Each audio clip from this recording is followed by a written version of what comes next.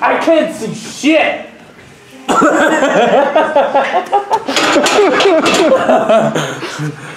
What's up, dude? What's up? What's going on? Reset, do it again. Take two. I don't know if I'll be able to get through this. I'm not stopping rolling, so you better hurry. What's going on, guys?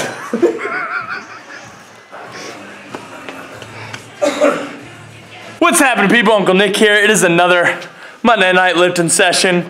I'm actually working up to 3 rep max on front squats today, and I've not had a test day on front squats in quite some time. I've been doing, with this conjugate program, I've had a lot more rep work and stuff and assistance with the front squat because the main squat stuff is all banded SSB. So I'm very curious to see where I'll end up here. I'm hoping for mid 3s maybe. We'll see. My old current 1 rep is 410. I'm pretty sure. So I'm curious to see where I'll end up here. We got DiRTY Andy in the house. The Dirty over there chalking his mittens. So he's about to do the blob. My name's Andy and I like grip stuff because I got big old bitch mittens on my arms. This doesn't count because it has straps on.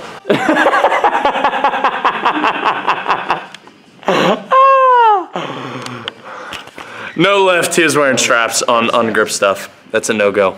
Negative Ghost Rider. Elliot. Oh, hey. Hey. Oh, I gotta take this. What are you doing? What are you doing? I'm asking you what you're doing. Not much.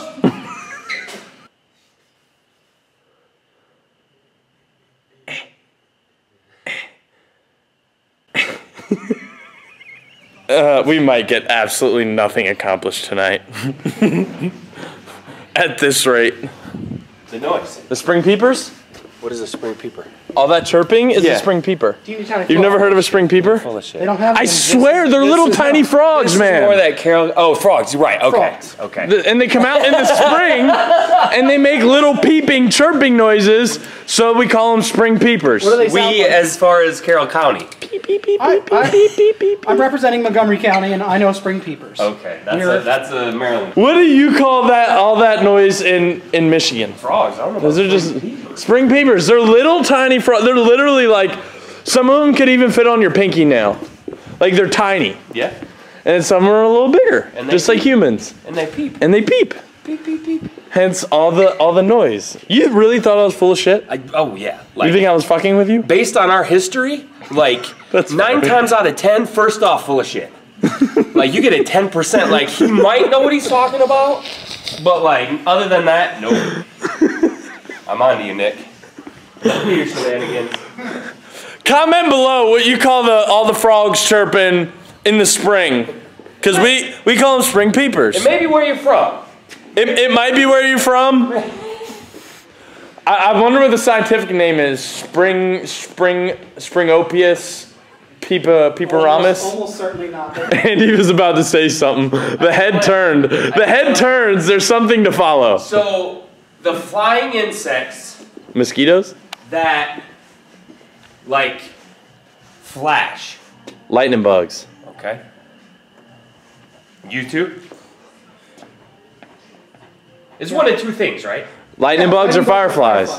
What do you call them? Fireflies? I think that might be a Michigan thing. Well, no, lightning bugs I know is when you get You like dropped the G. Lightning. lightning bug. And it's like you put it at Latin Latin. bug. Oh my god. Latin bug. Out there by the band. It's in Latin bugs. Latin. Well, up north that you pronounce all the I's with a Y. Fireflies. Fire. Fireflies. Is it a firefly? Well, I've at least loaded my bar 50 pounds heavier. That going for you. Hey Nick, how's training going? I don't know, but I can tell you there's a difference between lightning bugs and fireflies. Lightning bug. Lightning bug. I'll give you guys this. Comment where you're from like state, or I don't know what you call lightning bugs in Russia. I don't even know if you have them. But if you're in the States, comment your state, and then if you call it a firefly or a lightning bug. I bet there's a third one we haven't heard. Some weird, like, Arkansas name or something. Well. What's up, Arkansas? Tinder flies. Grinder flies. Oh no. Okay, I'm gonna go lift something.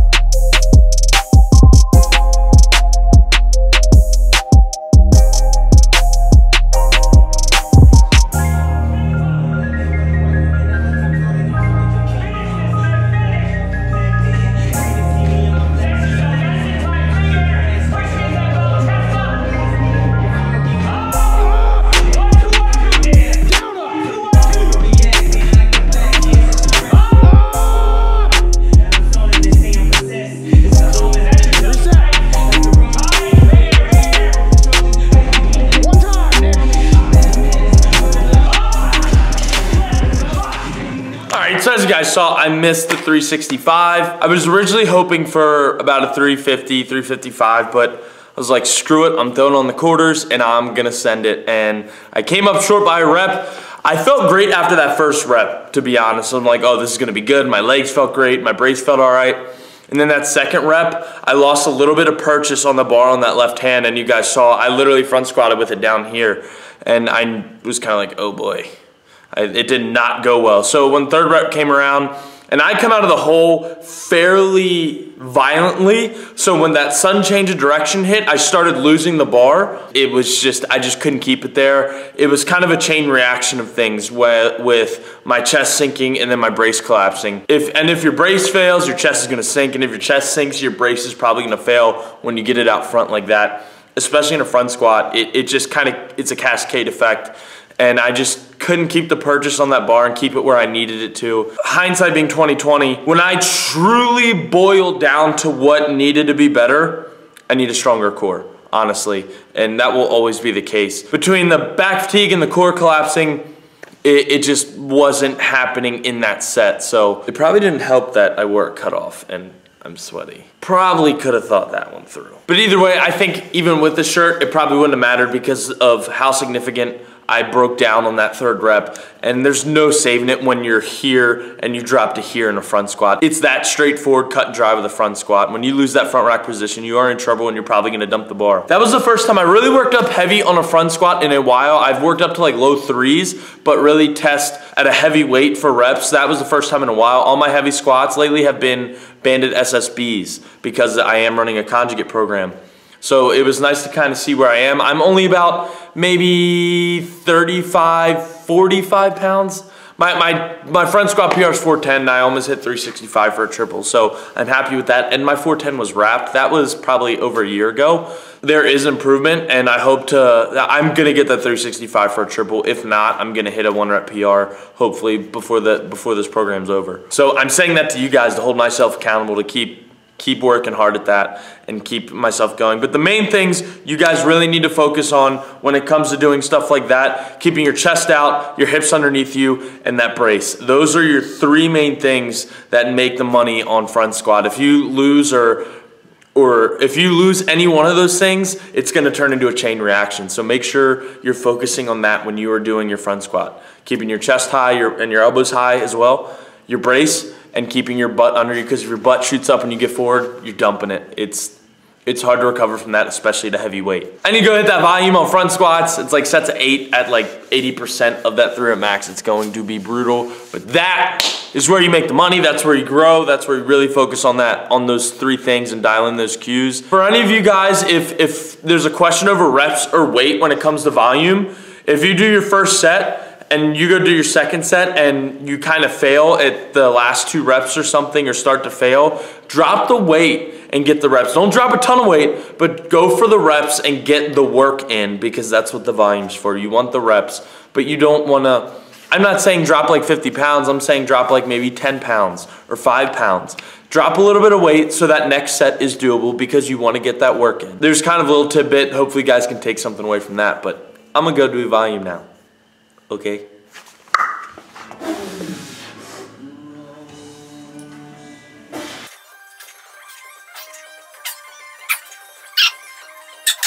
You either win or you learn, people, or lose.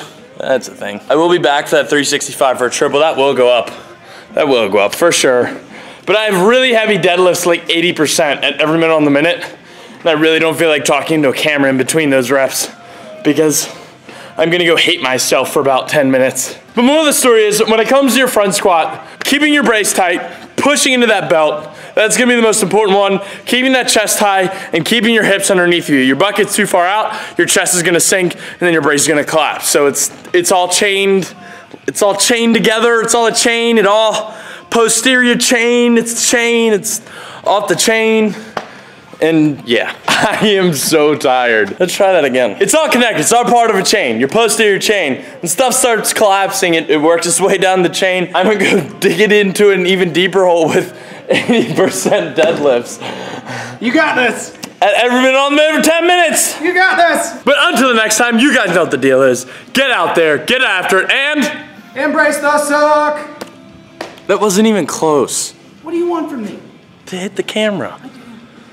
You get what you pay for, Nick. Fill mine. Hey, what? I haven't tried to catch it for you. Oh, well, we'll go with that. Bye, guys.